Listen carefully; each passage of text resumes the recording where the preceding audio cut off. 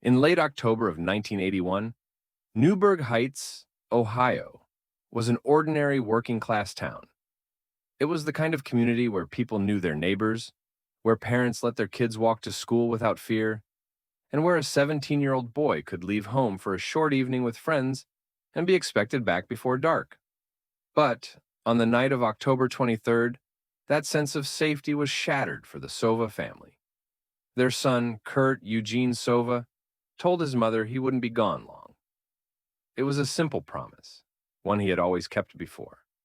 But this time, he never returned. Kurt was a good kid by all accounts. He wasn't the type to disappear, to rebel, or to run away. His family described him as reliable, someone who had never given them reason to worry. And yet, within hours of leaving home, Kurt walked into a situation that would change everything. He ended up at a small party in a duplex apartment nearby. It wasn't a wild night by some standards, but for Kurt, who wasn't known as a heavy drinker, it was unusual. The gathering was filled with older teenagers and strangers. Witnesses later said he seemed uncomfortable. At one point, he even said he wanted to leave, but something kept him there, and it would be the last place he was ever seen alive. When Kurt didn't come home that night, his parents immediately grew concerned. Dorothy and Eugene knew their son. This was not like him.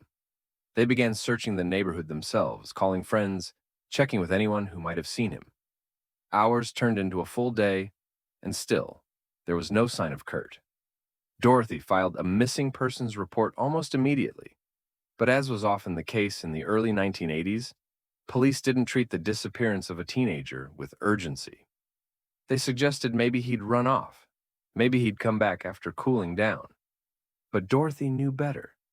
Something was wrong. Over the next 5 days, Kurt's parents searched relentlessly. Flyers were posted, calls were made. People in the neighborhood reported strange sightings.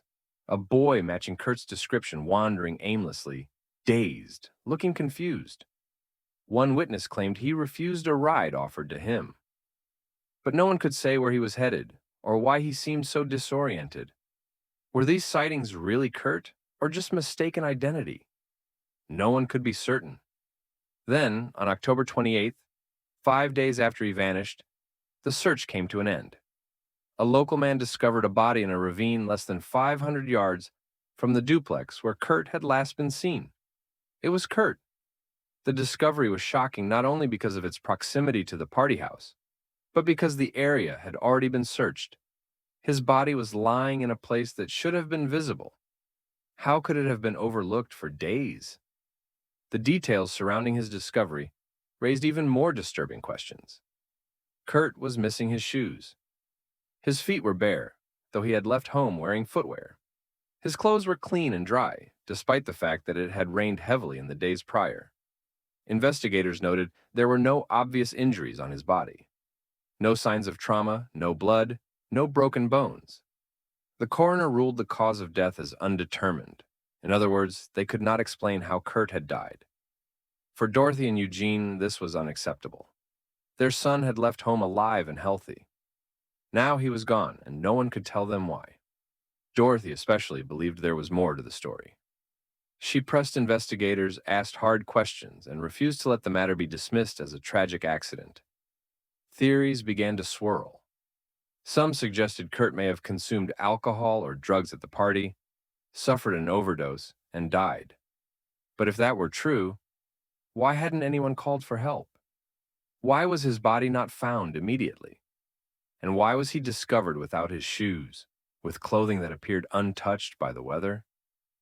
Others believed Kurt may have been held somewhere else during those 5 days, kept alive, possibly against his will, and then placed in the ravine after he had already died. The idea that he may have been hidden and later dumped haunted his family for years. Witness reports added fuel to the fire. One man claimed to have seen Kurt alive on Sunday, 2 days after his disappearance, walking near a furniture store. Another reported a boy fitting Kurt's description wandering close to the ravine days before his body was found. If these sightings were accurate, then Kurt was alive well after the night of the party. But if that was true, where had he been, and with whom? The investigation was fraught with gaps. Police questioned people who attended the party, but no one admitted to knowing exactly what had happened to Kurt. Some claimed he'd left on his own. Others said he stayed behind. The accounts conflicted, and without physical evidence, authorities struggled to piece together a clear timeline. The coroner's vague ruling of undetermined only deepened the frustration. Dorothy Sova believes strongly that her son's death involved foul play. She was convinced that people knew more than they were admitting, that someone had moved her son's body, and that the truth was being buried. For decades, she pursued leads, spoke with anyone who might have answers, and never gave up hope that the mystery would be solved. Sadly, Dorothy passed away without ever knowing what really happened to her son.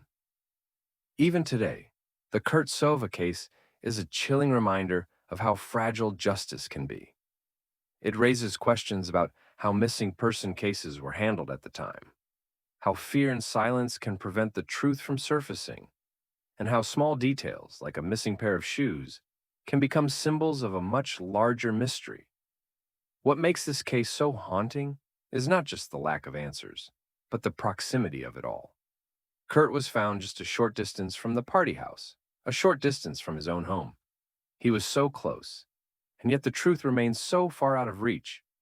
For his family, it was never about theories or speculation. It was about Kurt, a son, a brother, a young man with his entire life ahead of him.